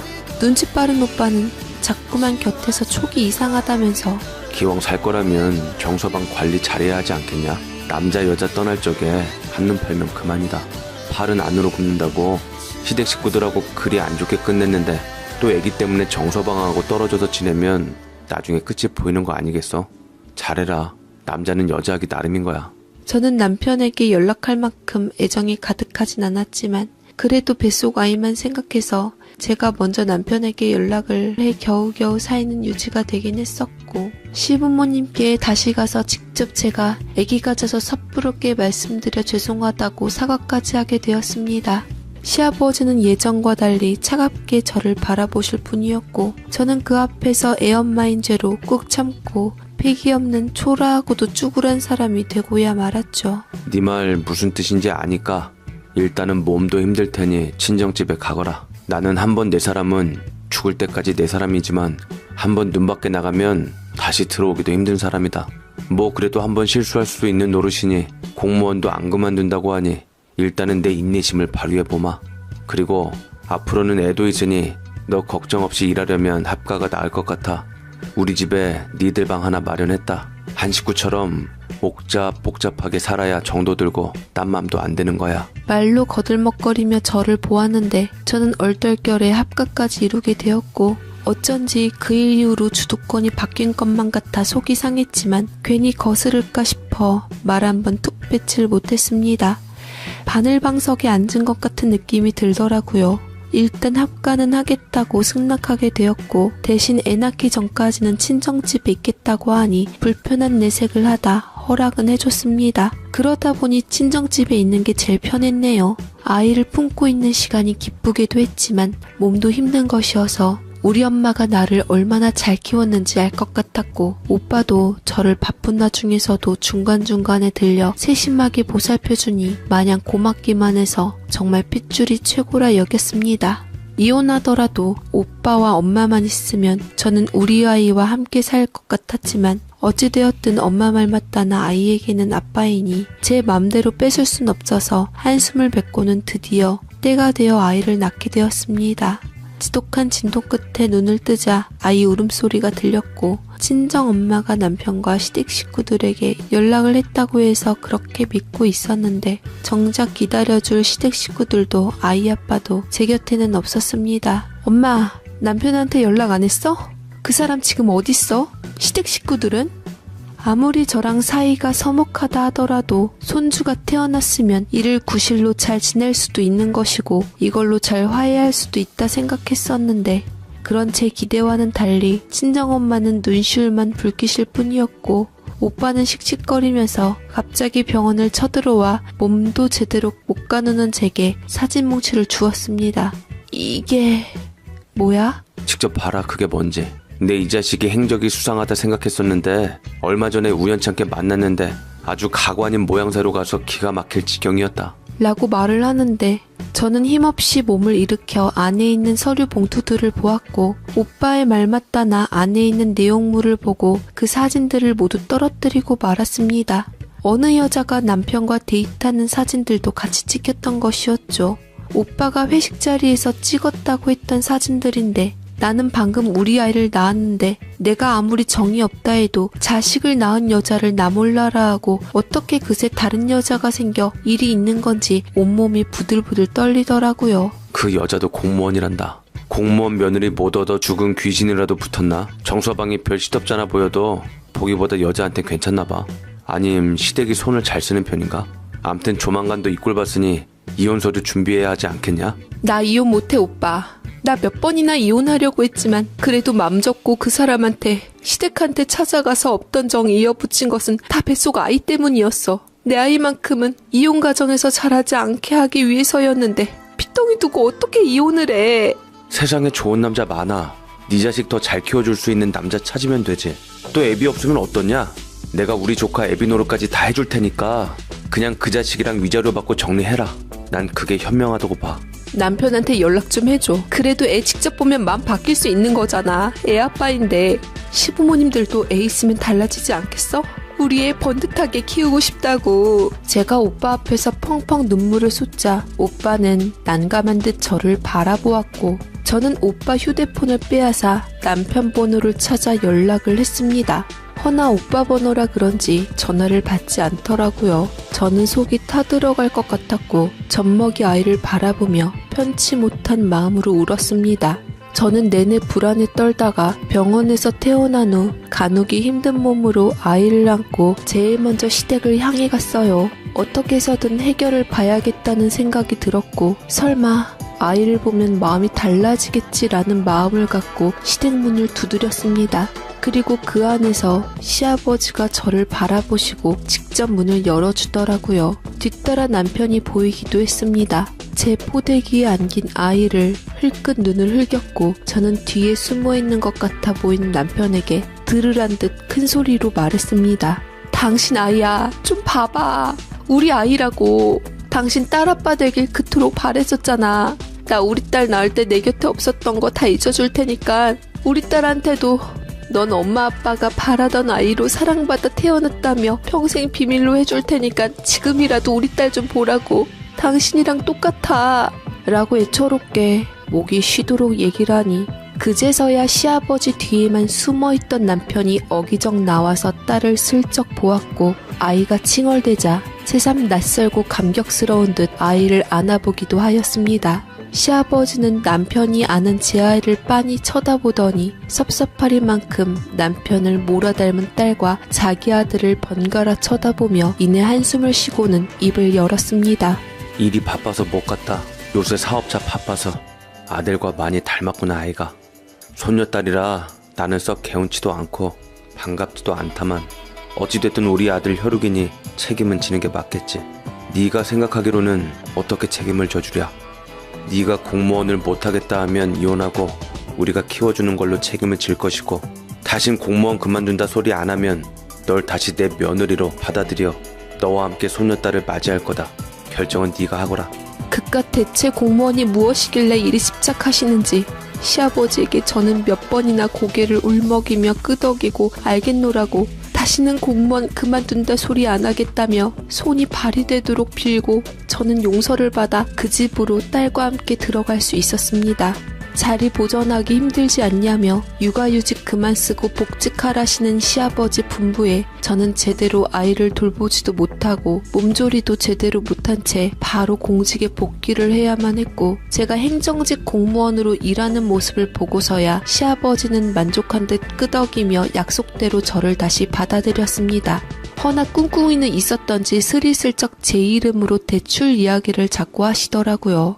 요리조리 피했지만 시아버지의 게이지가 올라가서 더 이상은 어쩔 수 없이 급한 불 끄라고 대출받아 해줬지만 가족들한테도 전전긍긍하며 숨기고 불안감은 가시질 않았습니다. 그나마 남편은 전에 여자를 정리했던지 제가 곤두세워 여자의 흔적을 찾아보았지만 남편에게는 느껴지지 않았고 완벽하게 숨길 수 있는 위인도 못했기에 저는 안심을 하고 남편의 지나가는 바람이려니 모른 척하기로 했습니다. 공무원 일이 남들이 보면 쉬워 보이지만 결코 그렇지 않았습니다. 이것저것 신경 쓸 것이 너무나도 많았고 잦은 부서 변경으로 인해 일 적응도 쉽지 않고 정신이 온통 집에 있는 딸에게 쏠려 있다 보니 실수를 잡게 되면서 윗선으로 자주 불려가 한 소리를 듣고는 했는데 그럴 때마다 눈물이 핑 돌더라고요. 집에 와서는 제대로 쉬지도 못한 채 집안일을 하며 어린 딸을 돌봐야만 했고 나가서 시아버지의 감시를 받으며 공무원으로서 품위 유지를 하며 근무를 해야만 했습니다. 날이 갈수록 야윈 모습에 저는 피골이 상접하기에 이르렀는데 어느 날 오빠가 근처를 지나갈 때 저를 불러내었고 제 모습을 보자 깜짝 놀라며 어찌할 바를 모르더라고요. 너 얼굴이 왜 이렇게 상했어? 공무원 좋다는 게 뭔데? 육아휴직 기간 넉넉히 남아있을 텐데 푹 좀 쉬고 애도 좀 돌보고 오지. 왜 벌써 나와서 고생을 해? 네 시댁 돈 많다며. 네 남편도 바쁘다며. 조카가 갓난쟁이라 한참 엄마 손 필요할 텐데. 정서방 이 나쁜 자식. 내가 나서야겠다. 그러지마 오빠. 나 괜찮아. 어차피 우리 지역이 사람이 오기 힘들어. 오래 쓸 수도 없는 휴직기였어. 일찍 업무에 복귀하면 나중에 우리 딸 초등학교 갈 때 더 넉넉히 몰았으면 되지. 괜찮으니까 걱정하지마 오빠. 제가 힘없이 웃자 오빠는 안타까이 절 보며 퇴근하고 짧은 시간에라도 절 소고기라도 먹이겠다며 고깃집을 데려가라 했지만 차마 집에 엄마를 찾을 딸이 눈앞에 아른거려 곧장 집으로 돌아가겠다고 했습니다. 집에 들어가서 시어머니를 도와 저녁 준비도 해야 했고 딸도 돌봐야 했기에 발길이 바빠졌더랬죠. 오빠랑 잠시 얘기한 후 집에 갔을 뿐이었는데 이미 시부모님들은 식사 자리에 앉아 계셨고 저는 허겁지겁 옷을 갈아입어 앞치마 차림으로 시어머니를 도왔고 그 모습을 유감스럽게 바라보던 시아버지는 마뜩 차는 눈빛만 내보여 제대로 저녁 식사하기조차 쉽질 않았네요. 남편은 처음만 딸에게 애틋했을 뿐이지 오자마자 애 울음소리에 인상을 찌푸리더니 친구들과 간만에 만난다는 핑계로 나가버렸고 저 혼자서 밤새 우는 아이를 달래어도 저를 도와줄 사람은 없었지만 그래도 딸의 올바른 가정에서의 양육을 위해 참았답니다. 그리고 그날 밤 남편은 집에 돌아오질 않았습니다. 일 핑계대며 한두 번 있는 일은 아니었지만 몇 번 촉이 움직이기는 했더랬죠. 딸의 칭얼거림에 잠깐 눈붙이다가 불현듯 떴을 때 저는 출근을 하기 위해 헐레벌떡 나섰는데 남편의 흔적은 전혀 없더라고요. 남편의 집에 안 들어온 것도 시부모님한테는 제 탓이었습니다. 일하고 애밖에 모르니 남편을 못 챙기니 밖으로 도는 게 아니겠냐. 나 같아도 집에 들어오기 싫겠다. 네 직업이 공무원이면 시간 많은 것을 이용해서 네 남편 맘 잡기라도 해야지. 네 남편 내 아들이라서가 아니라 잘난 여자들 몰고 다녔던 녀석이다. 새며느리 보지 않게 네가 알아서 잘해. 라고 말 따위 같지도 않은 말을 차려내는데 진짜 해도 너무한다는 소리가 나왔습니다. 그러다가 생각난 듯 시아버지가 제게 슬쩍 운을 띄우더라고요. 사실 우리 회사가 이번에 좀 어려운데 돈 다 끌어다 쓸 때 써가지고 네가 이번에 도움을 줬으면 좋겠구나. 네가 아무래도 공직에 있으니 대출에 유리할 테고 나 좀 도와줘야겠다. 남편에게는 시댁에게 충성하는 아내가 제일 이쁜 법 아니겠냐. 달아난 마음도 잡을 것 같구나. 남편의 마음을 빌미로 또 대출 얘기. 이번에는 저도 참을 수가 없었습니다. 아버님, 죄송합니다만 제가 도와드릴 수 있는 것은 가족의 구성원으로서 다 도와드릴 수 있지만 대출은 더 이상 좀 어려울 것 같아요. 저번에 가져가신 것도 다 못 갚으셔서 제가 지금 그거 이자 물고 있는데 이 이상은 안 될 것 같아요. 제가 빚 무서워하는 사람이라 아무리 시아버님이라도 좀 어려울 것 같습니다. 뭐라고? 그럼 지금 못 해주겠다 이거냐? 너는 역시나 우리 집 사람이 아니로구나. 내 사적으로 쓰는 돈도 아니고 사업이 좀 안 풀려서 네 이름으로 돈 좀 빌려서 급한 불 좀 꺼보려 했는데 지질이 궁상 친정집껏 데려와서 친정 도움도 못 받고 그나마 공무원이라서 네 이름 걸고 대출 좀 받겠다 해도 못 받게 하고 넌 대체 무슨 자격으로 우리 집에 눌러앉아 있는 거냐? 이럴 거면 네 남편이랑 당장 서류 정리하고 나가라. 쓸모없는 네 딸도 다 줄 테니 이혼하라 이 말이다. 뻑하면 이혼 얘기를 해서 제 발목을 잡는 것도 자존심 상하고 싫었지만 남편도 안 들어오고 시부모란 인간들도 막무가내로 일이 경우 없이 나오니 저도 더 이상 참을 수가 없었고, 대화가 진행될수록 해결은커녕 상황만 자꾸 악화되길래 일단 다시 한번 딸을 데리고 나올 수밖에 없었습니다. 뾰족한 수는 없었지만 차라리 이럴 거면 이혼이 낫겠다는 생각이 불현듯 든 것이었죠. 친오빠가 전부터 조언한 대로 이혼을 할 거라면 명명백백히 가리는 게 나았지만 딱히 표면적 정확한 이혼 사유는 좀 약하기는 했어요. 표면적 이혼 사유가 없긴 왜 없어? 너 이제까지 애 낳은 너에게 몸고생 마음고생 시키며 공무원인 거 이용해서 대출해달라 속 끓게 만들고, 그리고 안 갚고, 네 남편 너한테 신경 안 쓰고 밖으로 돌고, 네가 조카까지 키우며 얼마나 힘들게 살고 있는데 이건 누가 봐도 이혼 사유 아니냐? 정서방, 그거 아무래도 수상해. 그거 제대로 다시 한번 파봐. 이게 냄새가 나 뭔가가. 내가 그거 꼭 찾아줄 테니까 오빠만 믿어. 오빠는 참으로 든든하게 이까지 갈아주며 남편을 잡겠다고 했지만 이 반응도 그닥 달갑지는 않았어요. 친정 식구들이 끼어들면 집안 싸움으로 번지고 걷잡을 수 없이 복잡해진다는 것이 느껴져 입을 다무는 게 나았나 후회스러웠습니다. 뒤늦게 정신 차린 저는 내 일은 내가 하겠다며 오빠는 빠지라고 했지만 동생의 상황에 수틀려 있던 오빠를 막기엔 역부족이었습니다. 그날부터 오빠는 저보다 더 열정적이게 시부모님과 남편의 조사를 하며 이혼 사유를 찾기 위해 밤낮으로 노력했고, 저는 살얼음판을 걷는 기분이었네요. 오빠는 제가 걱정이 되었던지 웬만하면 애보고 살라는 친정엄마까지 동원시키며 제게 이혼을 권유했고, 마침내 오빠가 증거를 찾아 제게 가져왔을 때는 저는 또 한 번 눈물을 쏟을 수밖에 없었습니다. 오빠가 가져온 사진은 수백 장의 어느 여자와 같이 있던 사진이었고, 그 여자는 예전에 봤던 그 여자는 아니고 새로운 사람 같았어요. 남편의 일거수일투족에는 항상 그 여자와 같이 있었고, 이번에는 시댁 식구들도 함께 그 여자를 새 며느리감이라고 점찍은 듯 가족 사진처럼 보이는 단란하고 행복한 사진들도 쏟아져 나왔습니다. 그 여자 곁에 있던 남편은 참으로 행복해 보였습니다. 참 비참하더라고요. 저 역시 애만 보고 살고 있다고 생각했는데, 그냥 애한테 아빠만 준다고 약속했는데 또 한 번 일이 이렇게 되니 마음이 좋질 않아 눈물이 앞을 가렸습니다. 친정엄마는 제 딸을 보고 가슴 아파하는 저를 안아주시고는 제 손을 잡아주었습니다. 네가 아빠 없이 자라서 우리 손녀딸만큼은 아빠 없이 자라는 게 못내 마음 아플 수 있지만, 그래도 나는 이런 개차반 아빠보다는 떳떳한 엄마 밑에서 자라는 게 훨씬 낫다고 생각한다. 그래서 나도 너희 아버지와 이혼 후 너희들을 키우기로 맘먹었고, 물론 화목한 가정의 부모 밑에서 자란 것이 가장 행복하겠지만 어쩔 수 없는 경우도 있으니 나는 네가 부디 제일 현명한 선택을 하면 좋겠구나. 저는 친정엄마 품에서 한참이나 울었고, 오빠는 이를 지켜보며 한숨을 쉬다가 이혼 변호사까지 선임해주는데 적극적으로 도움을 주었네요. 저는 변호사와 상담 후 최대한 남편이 유책 배우자임을 증언할 증거를 모으기로 했고, 오빠가 다 해결해주기로 했습니다. 증거 수집을 위해 사람을 붙여서 남편을 지켜보니 이번에는 공무원이 아니라 그토록 원하던 교사와 새 인생을 꾸릴 준비를 하는 것 같더라고요. 시집에서도 찬성하고 나선 거고요.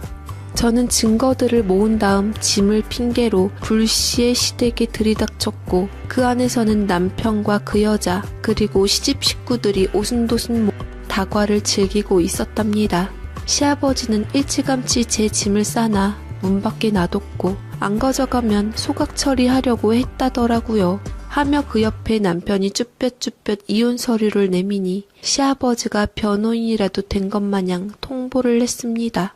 어차피 이판사판 이 꼴을 도저히 볼 수 없었던 저는 인내심의 한계에 달아났고, 눈에는 눈, 이에는 이, 저도 맞닥뜨리기로 했네요. 이혼해라. 서로 인연이 아니면 이혼하는 게 맞지 않겠니? 꼴랑 대출 몇 푼 갖고 그 난리 치는 며느리 꼴 보기 싫다.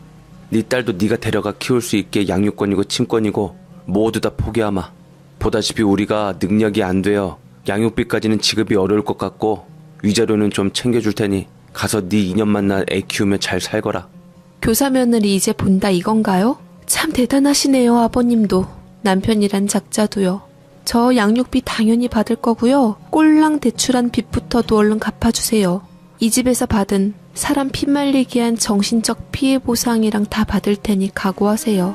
만약 제가 원하는 대로 안 해주시면 제 입은 미래의 예비 며느리 될 교사학교로 찾아가게 될 겁니다. 요새 교사들 품위 유지 도덕성 중요하게 여겨서 제가 입을 열거나 인터넷 한번 켜서 진실에 대해 손가락을 놀리면 어떻게 될까 궁금하네요. 뭐라고? 발칙한 것이 말 다 있냐? 노발대발하길래 어쩌라는 식으로 획 돌려버리고 짐 갖고 집으로 돌아왔고, 어쩌면 저는 그 꼴을 보고서야 부모 형제가 말한 대로 되돌리기 쉽지 않고 이혼을 하는 게 맞다 여겼던 것 같습니다. 저는 이혼 서류를 순순히 받아들고 더는 미루지 않고 마음먹은 대로 바로 남편과 함께 법원을 가게 되었고, 미성년 자녀로 인한 의미 없는 조정 기간을 흘려보내고 사실상 이혼을 하게 되며 짧은 결혼 생활에 종지부를 짓게 되었네요. 남편은 저랑 이혼이 성립되자마자 바로 교사인 그 여자와 결혼을 했었던 것 같고, 의외로 순순히 위자료며 양육비며 그들이 진 빚까지 한꺼번에 갚아주며 저와의 인연이 요만큼도 남아있지 않게 깔끔하게 해결을 받습니다. 일말의 미련 없이 끝낸 저는 엄마와 함께 지냈고, 그 누구보다 든든한 친정엄마에게 제 딸을 맡기니 세상 걱정 근심이 싹 사라지는 것 같았어요. 일회용 기저귀에 예민한 아이라 시댁에서는 아이 기저귀 발진을 달고 살았지만, 친정엄마는 일부러 천기저귀를 세탁해서 아이에게 청결하게 계속 갈아주고 우유나 영양제도 신경을 쓰니 하루가 다르게 포동포동 살이 올라 맘이 좋더라고요. 손녀딸 재롱 보며 기뻐하는 엄마는 제가 오자 같이 운동도 다니고 서로 챙겨주며 집안에 제가 다시 오니 활기차졌다고 좋아하셨습니다. 오빠는 매번 집으로 퇴근할 때마다 갖은 사내 진미를 사와 엄마와 저를 즐겁게 해주며 장남 노릇을 똑똑히 했지요. 역시 집안에는 딸이 있는 게 맞아. 너 시집가고 엄마 우울증 걸릴 뻔한 거 알아? 말은 행복하게 살라 했지만 딸이 시집가는 게 많이 서운하셨던 것 같아. 나야 워낙 사업 때문에 출장이다 뭐다 집을 비워서 존재감도 없었지만 너는 다르지 않냐. 기왕 이렇게 된 거 우리 조카랑 엄마랑 그냥 재혼하지 말고 행복하게 살자. 한번 되었으면 되지, 또 되면 너 그때는 다시 못 일어날 수도 있다. 능력 있으니 연애만 하면서 살고 내가 어머니 네가 모실 적까지는 생활비며 조카까지 다 책임질 테니 돈 걱정은 말고 어머니랑 잘 지내라. 꼭 어디 떠나는 사람 마냥 여운 있게 얘기를 하길래 무슨 일 있냐고 물었더니만 오빠는 아무것도 아니라며 입을 다물고, 엄마는 은근슬쩍 웃음 짓고는 오빠가 곧 품절남 대열에 합류할 것 같다고 운을 띄우더라고요. 저는 이혼하는 타이밍이어서 엄마는 근심 걱정을 달고 살았지만, 반면 오빠는 다행히도 좋은 사람을 만나 새언니 될 사람을 데려오니 그나마 표정이 피는 것 같아 저도 안심을 했습니다. 저는 불효녀였지만 효자인 아들을 둔 덕분에 엄마는 안심을 하게 되었고, 저 역시 머지않아 오빠가 결혼을 위한 마련한 상견례 자리에서 새언니를 보게 되었고, 그쪽 부모님들이 오빠를 굉장히 마음에 들어하고 믿음직스러워 하더라고요. 새언니와는 저랑 동갑으로 그 뒤에도 따로 보게 되었는데, 대학 때부터 오빠를 짝사랑해왔다며 밝히고 좋은 분위기를 이어갔습니다. 안지는 오래되었지만 진지하게 만나게 된 건 얼마 안 되었고, 결혼 준비도 서둘렀다고 하더라고요. 그런데 드문드문 엄마에 대해서 많이 궁금해하고 저에 대해서도 못내 물을 말이 많은 것 같아 보이길래 어차피 결혼 날짜까지 잡은 거 가감없이 솔직하게 얘기해주니 새언이 될 분은 고개를 끄덕였습니다. 그래도 다행이에요. 아가씨 결혼 잘못된 건 안타깝지만 어쨌건 어머니 입장에서 딸 다시 찾아왔으니 든든하게 됐으니까 말이에요. 오빠가 그러는데 어머니가 부쩍 외로움을 많이 타시고 몸도 많이 쇠약해져서 누군가가 꼭 옆에 있어 주어야 한다고 말을 하더라고요. 오빠가 참 요새 보기 드문 효자예요. 저도 나이 먹으니 저희 집에서 결혼 서둘렀던 건데 오빠가 어머님 걱정된다고 혼자 나가서 살 수 없다고 해서 결혼 못할 뻔했잖아요. 전 합가에도 상관없어서 합가에서 어머님 모신다고 했더니만 그건 또 어머니도 저도 서로 불편하게 만드는 거고, 중간에서 자기가 중재할 자신이 없다며 그냥 결혼 안 하겠다고 튕기다가 아가씨 이혼 얘기 나오면서부터 진전이 된 거예요. 고맙다는 말이 좀 어울리지 않은 상황이라 해야 되나 말아야 되나 고민하다가 그냥 한 식구처럼 편안하게 대해주시니 고마운 맘 전하고는 싶었어요.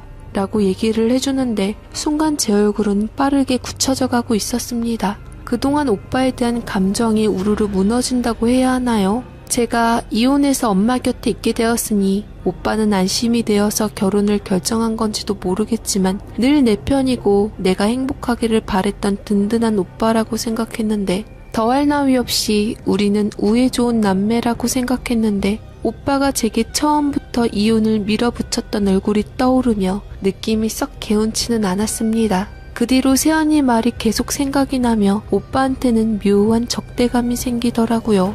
그래도 오빠 덕분에 이혼도 잘하고 받을 거 다 받아내었으니 남매끼리 이런 생각을 갖고 있으면 안 되겠다 싶어서 오빠 결혼식 전날에 허심탄회하게 대화를 해보기로 했습니다. 저도 오빠도 알코올이 강한 체질은 아니었지만 그래도 진심을 얘기하려면 술 기운이 필요한 것 같긴 했거든요. 오빠는 다음날 결혼식해야 한다며 자중하는 모습을 보였고 정작 제가 엄마와 앞으로의 제 미래에 속을 터놓으려고 하니까 일단은 강경하게 재혼을 하지 말라는 입장을 고수했습니다. 엄마를 잘 부탁한단 말만 하더라고요.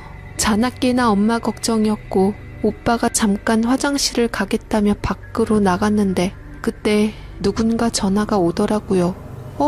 그런데 뜻밖의 전화가 온 상대는 바로 남편의 이름이었습니다.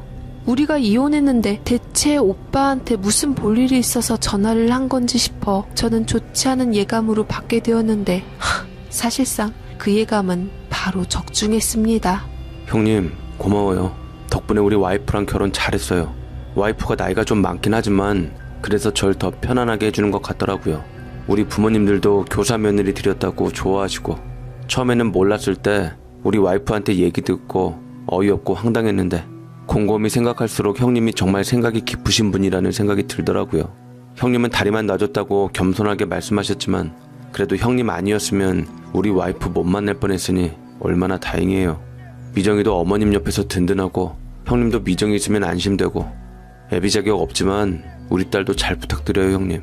이게 지금 무슨 말일까 순간 헉했고 그대로 숨겨질 뻔한 진실이 드러났는데 저는 당장에 남편을 붙잡아 그게 다 무슨 소리냐고 한치의 거짓말도 하지 말고 제게 모두 다 얘기해보라 했습니다. 안 그러면 내가 당신과 그 교사 여자의 불륜 정황이 있으니 뒤늦게라도 퍼뜨려서 상황 복잡하게 하지 말라고요. 그제서야 남편은 전화를 끊고 제 전화로 다시 전화해서 모든 진실을 다 말해주었고 저는 정말 알고 싶지도 않고 믿고 싶지도 않을 어마무시한 사실과 맞닥뜨리게 되었습니다. 남편과 통화하면서 오빠의 문자 내역을 보니 남편의 와이프인 그 여교사에 대해 누구보다 잘 알고 있었더라고요.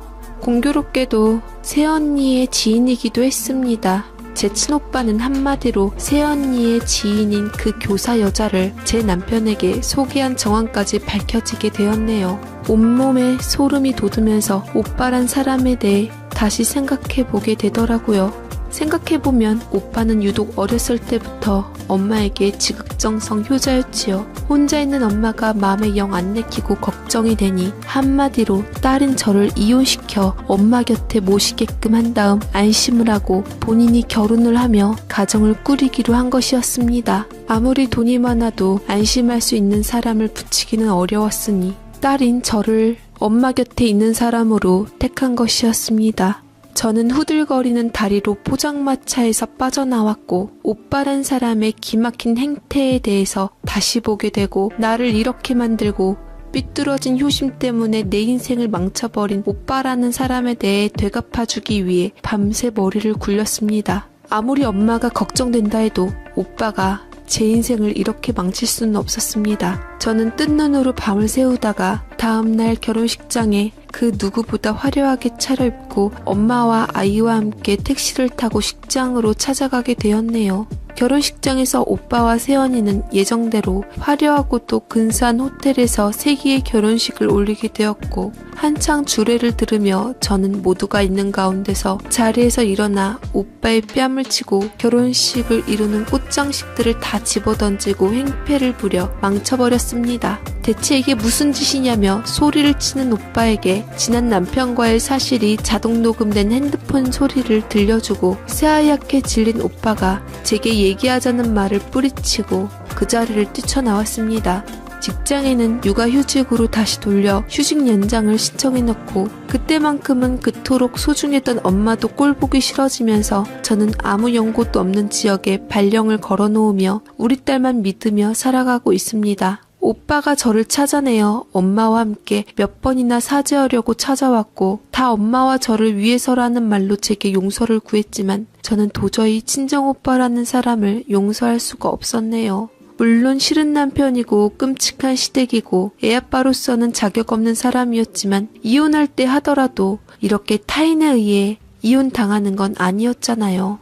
믿었던 친정오빠는 그토록 벗어나고픈 시댁과 남편 이상으로 나쁘고 제게는 끔찍한 악몽 같은 사람이 되어버렸네요. 핏줄이라는 이유로 제게 오빠를 용서해달라며 무릎 꿇는 엄마는 아무 죄 없지만 오빠를 두둔하는 것만으로도 싫어 저는 친정엄마마저 피하고 있는 실정입니다. 다행인지 불행인지 새언니가 오빠에 대한 애정은 진심인 건지 엄마와 합가해서 지금은 잘 살고 있다는데 오빠의 잘못된 판단으로 저만 절벽에 서 있게 되었네요. 모든 걸 다 잃은 제게 남은 건 딸밖에 없으니 저는 이제 딸을 위해서만 살고 싶습니다. 믿었던 가족에게 당한 아픔과 상처는 제게는 더 고통스럽습니다. 부디 제 앞길을 응원해 주십사 사연을 보내게 되었어요. 제 사연 읽어주셔서 감사합니다.